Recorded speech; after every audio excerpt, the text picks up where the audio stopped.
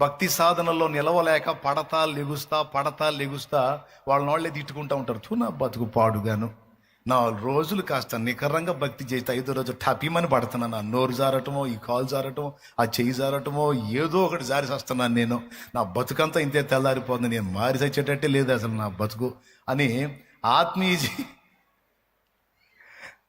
లేదా ఇట్లాంటి ఆలోచనలు రావా?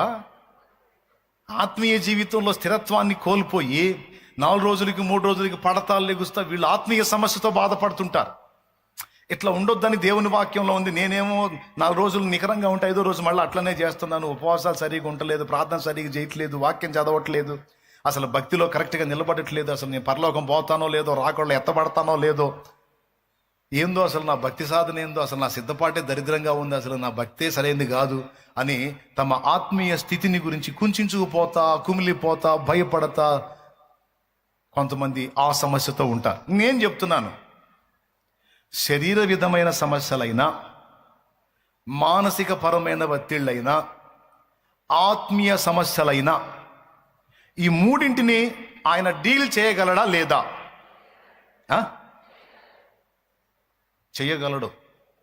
ఆయనకు అసాధ్యమైంది ఏమైనా ఉందా? పెద్దగా చెప్పండి. మరి లేనప్పుడు ఎందుకు గందరగోళం అవ్వాలి? మీకు చెప్తున్నానండి, మీకు కూడా చెప్తున్నాను.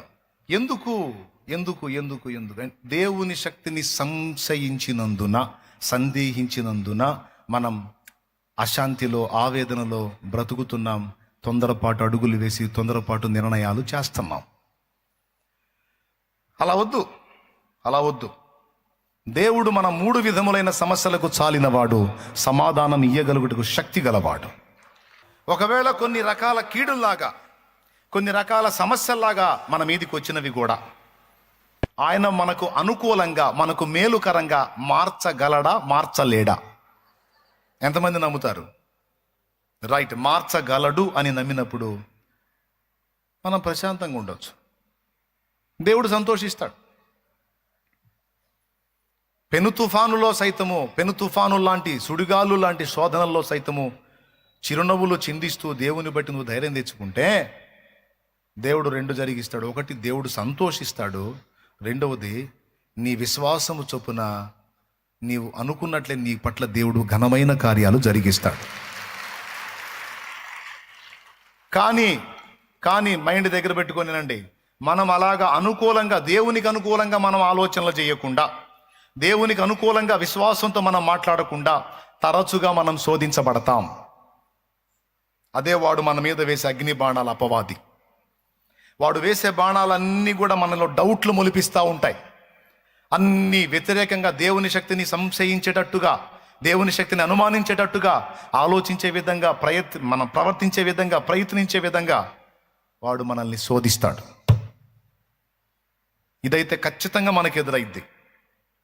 కానీ నేను చెప్తున్నాను, మనం వాడు వేసే అగ్ని బాణాలను లక్ష్య పెడదామా, లేకపోతే దేవుని యందలి స్థిర విశ్వాసాన్ని గట్టిగా చేపడదామా?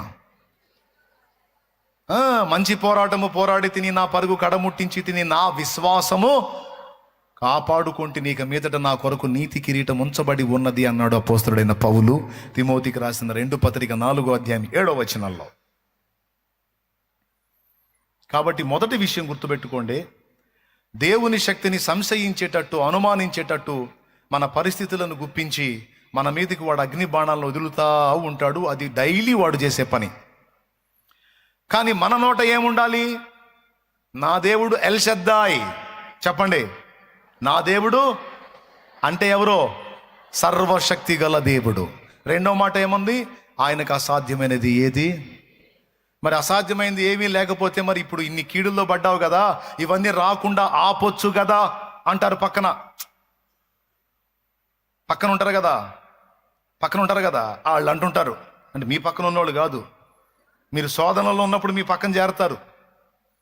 ఏబు భార్య లాంటి వాళ్ళు, వాళ్ళల్లో సాతాను దూరాడు, వాళ్ళల్లో సాతాను పనిచేస్తున్నాడు అన్న సంగతి మనకు తెలియదు. వాళ్ళు మాట్లాడుతుంటారు, అంతగా దేవుడు ఉంటే, అంతగా సహాయం చేసేవాడైతే ఈ కీడు ఎందుకు వచ్చింది, ఈ సమస్య ఎందుకు వచ్చింది, ఇది రాకుండా ఆపలేకపోయాడా అంటుంటారు. విశ్వాసులమైన మనకి ఏదన్నా రాని, మన చుట్టూ ఉండే అన్యులు ముందొచ్చి వాడే డైలాగ్ ఏంటో తెలుసా? ఏం చేస్తున్నాడు నీ దేవుడని. మన చుట్టూ ఉండేటువంటి అవిశ్వాసులు ఫస్ట్ వచ్చి వేసే డైలాగ్ ఏంటో తెలుసా? మన దగ్గరకు వచ్చి, నీ దేవుడు ఎందుకని కాపాడలేదు, అందుకే చర్చికి వెళ్ళొద్దు అంటున్నాను అంటాడు. ఏదన్నా జరగని వాడు ఇడిదిప్పి తీసుకొచ్చి నువ్వు చర్చికి పోతున్నావు అందుకే జరుగుతుంది అంటాడు. పాపం వాడి తప్పు కాదు అది, వాడిని శోధిస్తున్న దురాత్మ పని చేస్తుంది వాడిని. ఏదన్నా జరగని ఆఖరికి వాడు బైకు పిచ్చి పిచ్చిగా నడిపి మొహం పగల కొట్టుకుని వచ్చి కూడా, నా మొహం ఎందుకు పగిలిందో తెలుసా, నువ్వు చర్చికి పోతుంటే పగిలింది అంటాడు. అరే నువ్వు రోడ్డు మీద మిడివేలంగా పోయి నువ్వు హెల్మెట్ పెట్టుకోకుండా పోయి తల పగల కొట్టుకొని మొహం పగల కొట్టుకొని వస్తే నేను చర్చికి పోవటం నీ మొహం పగలటం సంబంధం ఏముందని నువ్వు అడిగితే కూడా ఊరుకోడు. కాదు, అది అంతే, నువ్వు చర్చికి పోతున్నావు అందుకే నా నెత్తి పగిలింది, నా మొహం పగిలింది అంటాడు. పాపం వాడిది కాదు ఆ తప్పు, వానిలో ఉండి శోధిస్తున్న దురాత్మ తప్పు. అది చేస్తుంది ఆ పని. కొన్ని రకాల కీడులు శోధనలు నీ మీదకి వచ్చినప్పుడు నీతో ఉన్నవాళ్ళు లేదా నీ మనసే నిన్ను అడిగిద్ది, నిజంగా దేవుడు తోడై ఉంటే అసలు ఇలా ఎందుకు జరిగింది, ఇలా జరగకపోతే బాగుండు కదా, ఏం అరచేయి అడ్డుపెట్టి కాపాడలేకపోయాడా, ఏదో అనుకుంటున్నావు కానీ దేవుడు అంతా ఇంత అని, అంతా నీ భ్రమ అనిపిస్తాడు. అప్పుడు నీ డైలాగ్ ఏంది? పక్క వాళ్ళు ఆ మాట అన్నా, లేకపోతే నీ మనసే నీతో ఆ మాట అన్నా, నీ డైలాగ్ ఏం చెప్పు?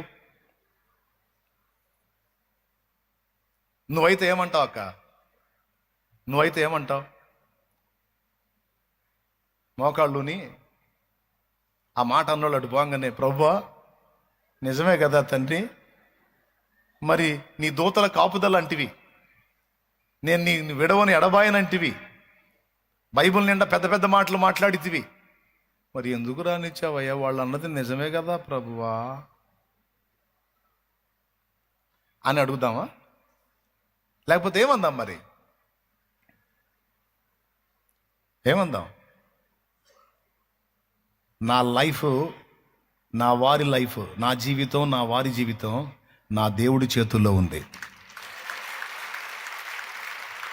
నాకు రెండు తెలుసు, నా దేవునికి తెలియకుండా ఏది జరగదు. నంబర్ 1, నా దేవుడికి తెలిసి ఒక కీడులాగా నా మీదకి ఒక సమస్య వచ్చింది అంటే ఖచ్చితంగా నాకు ఒక గొప్ప మేలు జరగటానికి అది నాంది. ఏమన్నా అర్థమై చప్పట్లు కొడుతున్నారా, లేకపోతే నా ఆనందం కోసం కొడుతున్నారా? శబాష్ శబాష్ అని మీకు దండం. అసలు కేవలం నైట్ దేవునికి స్తోత్రం. మీకు అర్థమై కొట్టారా, లేకపోతే నా ఆనందం కోసమా? ఏమర్థమైంది? మనం ఏం మాటలు మాట్లాడాలి? మనల్ని శోధించిన అపవాది సిగ్గుపడిపోయేటట్టు మాట్లాడాలి. నాకు ఈ కీడు, నాకు ఈ సమస్య, నాకు ఈ బాధ, నాకు ఈ ఇబ్బంది వచ్చింది అంటే నంబర్ 1, నా దేవుడికి తెలియకుండా రాలేదు. ఎందుకంటే ఆయన ఒక అద్భుతమైన మాట నాతో మాట్లాడాడు. స్త్రీ తన చంటి పిల్లను మరచునా, తన గర్భమున పుట్టిన పిల్లను కరుణింపక మానునా, వారైనా మరచుదురు గాని నేను నిన్ను మరువను అని నా దేవుడు నాతో మాట్లాడాడు. అది అబద్ధం కాదు, సత్యం. చూడుము, నేను నా అరచేతులలో చెక్కి ఉన్నాను, నీ ప్రాకారములు నిత్యము నా ఎదుటనున్నవి అన్నాడు. అంటే నిరంతరం నీ ప్రాకారములను నిన్ను నేను కాస్తున్నాను, నా దృష్టి నీ మీద ఉంది, నీ ప్రాకారం మీద ఉంది, నీ భద్రత మీద ఉంది అని నా దేవుడు మాట్లాడాడు. అలాంటి నా దేవుడు, అంతగా నన్ను కాచే దేవుడు ఈ పరిస్థితిని అనుమతించాడు అంటే ఖచ్చితంగా దీని వెనక నా దేవుని బలమైన ప్రణాళిక, బలమైన ఉద్దేశం ఏదో దాగి ఉంది. అనవసరంగా ఏది నా దేవుడు రప్పించడం. గుండె నిండా ఈ విశ్వాసం ఉండాలి. అనవసరంగా నా దేవుడు దేనిని నా జీవితంలో అనుమతించడు. అనవసరంగా ఏదైనా అనుమతించబడింది అంటే అది అవసరమైతేనే అనుమతించబడిద్ది. ఎందుకంటే నా లైఫ్ని ఎప్పుడో నా దేవుని చేతికి అప్పచెప్పుకున్నాను నేను. ఇప్పుడు నా వెహికల్ని నడుపుతుంది నేను కాదు, నా దేవుడు నడుపుతున్నాడు. నడపమని ఎప్పుడో ఆయన చేతికి అప్పచెప్పా. నా బ్రతుకు బండిని, నా బ్రతుకు ధోనిను నడిపిస్తున్న నావికుడు, నాయకుడు నా ప్రభు. దేవునికి మహిమ. ఇలాంటి మాట మనం మాట్లాడినప్పుడు ఎంత సంతోషపడతాడో ఆయన, ఎంత ఆనందపడతాడో, అప్పుడే మనం ఆయనకి ఇష్టలం కాగలుగుతాం. అలా కాకుండా మనం అనుమానపు మాటలు మాట్లాడి మనం కూడా దిగజారిపోయినట్టుగా వ్యవహరిస్తే ఆయన అభ్యంతర పడతాడు, ఇబ్బంది పడతాడు. ఇంకా చెప్పాలంటే నువ్వు అనుకున్నయే జరుగుతాయి. నువ్వు నెగిటివ్గా అనుకున్నవన్నీ ఖచ్చితంగా జరుగుతాయి. అందుకే ఈరోజు మళ్ళీ ఒక్కసారి మిమ్మల్ని ఈ ఆన్లైన్ ప్రేయర్ సందర్భంగా హెచ్చరిస్తున్నాను. మన ఆలోచనలను జాగ్రత్తగా అమర్చుకోవాలి. మన ఆలోచనలను చాలా జాగ్రత్తగా బ్యాలెన్స్ చేయాలి. ఎందుకంటే మన ఆలోచనలను వాడు ప్రభావితం చేస్తాడు. వాడు ప్రభావితం చేస్తాడమ్మా. మనమే నిప్పు పెట్టుకునే ఆలోచనలు మనకు తెప్పిస్తాడు వాడు. జోక్ కాదు, నిజం. మీకు తెలుసా మన ఆలోచనల వ్యవస్థను వాడు ప్రభావితం చేస్తాడని? కావాలంటే చూడండి, యోహాను సువార్త 13వ అధ్యాయం తీసుకో. యోహాను సువార్త 13వ అధ్యాయం ఒక్కసారి తీసుకో. మొదటి వచనం నుంచి లేకపోతే 2వ వచనం నుంచి చదువు. వారు భోజనము చేయుచుండగా ఆయనను అప్పగింపవలనని సీమోను కుమారుడు ఇస్కరియోతు యూదా హృదయములో అపవాది ఇంతకుముందు ఆలోచన పుట్టించి ఉండెను గనుక. ఆ మాట ఎప్పుడన్నా ఆలోచించారా? ఒక మనిషికి వాడు ఆలోచన పుట్టించడం ఏంటి?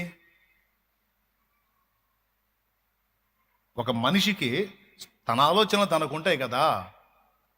ఇప్పుడు మన ఆలోచనలు మనం చేసుకుంటామా? మనకి ఎవరైనా పుట్టిస్తారా? చెప్పండి. నిద్రపోతున్నాడు గట్టిగా స్తోత్రం చెప్పండి. మెలుగుతున్న వాళ్ళు చెప్పండి. రైట్. మరి చురుగ్గానే ఉన్నారుగా, చెప్పొచ్చుగా.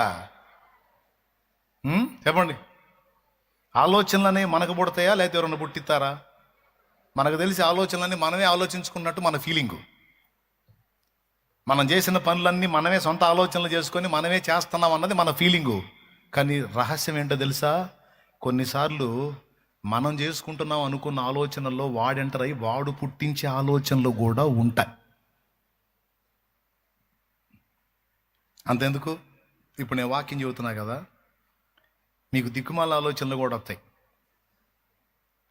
శాలేమన్నా అసలు తెల్లగొడ్లు కట్టుకొని ఇంత పర్ఫెక్ట్గా వాక్యం బోధిస్తుంటాడు కదా, అసలు ఏ తప్పు చేయలేదంటావా? అబద్ధాలు ఆడకుండా నిజం చెప్పండి, ఎప్పుడన్నా ఇలాంటి ఆలోచన వచ్చిందా మీకు? ఇగో షో చేయొద్దు. కనీసం వాళ్ళ ఆవిడని ఒక దెబ్బన్న కొట్టుండడు అంటావా? కనీసం తిట్టనన్నే తిట్టుండడు అంటావా అని ఆలోచన రాదా? అమ్మో, మామూలు కాదు మీరు. వస్తాయండి ఎట్లాంటి ఆలోచనలు, రావా? గో ఊరుకో, నేను ఒప్పుకోనట్లా. అవునా? ఒకవేళ మీకు అలాంటి ఆలోచన వచ్చినా కూడా వెంటనే మీరు ఏం చేస్తారు తెలుసా? ఓ సైతానా అన్నట్టు అంటాడు కాదు, అన్న మంచోడు, అన్న జాగ్రత్తగానే ఉంటాడు. అది మీ విశ్వాసం, నా మీద మీకున్న ప్రేమను బట్టి. ఏమండి, అలాంటి ఆలోచన ఒకవేళ వచ్చినా దాన్ని వెంటనే అడ్డుకుంటారు. ఆలోచన రాకుండా అయితే ఉండదు. ఇప్పుడు ఒప్పుకుంటారా? ఎంతమంది ఒప్పుకుంటారు? Thank you. కొంతమంది అయినా నా పరువు కాపాడినందుకు. అంటే డౌట్లు వస్తాయి, కానీ మీరు సమాధానం చెప్పుకుంటారు మీ మనసుకి. ఏమని? అన్నట్లంటాడు అదేబా నేను అయ్యే వినను అన్న దేవుని సేవకుడు ఆయన, అంతే. దేవుడు ఏర్పరచుకున్న పాత్ర అన్నాను. ఏదో చెప్పుకుంటావు నీ మనసుకు నువ్వు. లేకపోతే నన్ను ప్రేమించకపోతే నన్ను ఫాలో అవ్వలేవుగా, ఫాలో అవ్వకపోతే నువ్వు తేడా పడతావుగా. అందుకని నీ మనసుకు నువ్వే చెప్పుకుంటావు. కానీ ఆలోచనలు అయితే వస్తాయి.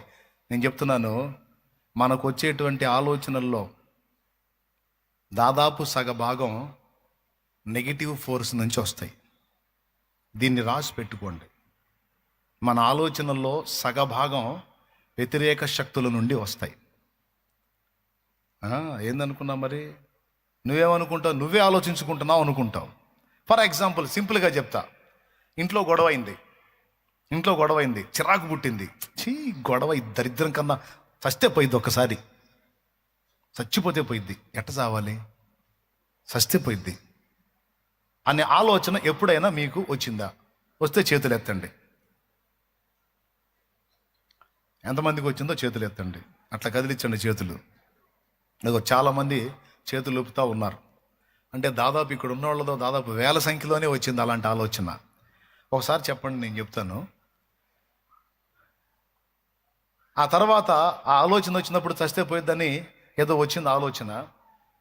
కొద్దిసేపటి తర్వాత దేవుడు దర్శించి ఏదో నీ మైండ్ని వాక్యం ద్వారానో ఎట్లనో కంట్రోల్ చేశాడు.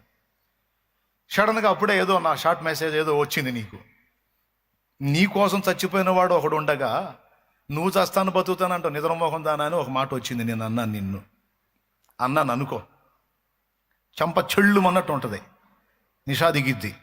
నిజమేగా, నా కోసం ప్రాణం పెట్టినంతగా నన్ను ప్రేమించిన యేసయ్య ఉంటే, నా ప్రభు నాకుంటే నేను చావటం ఏంది?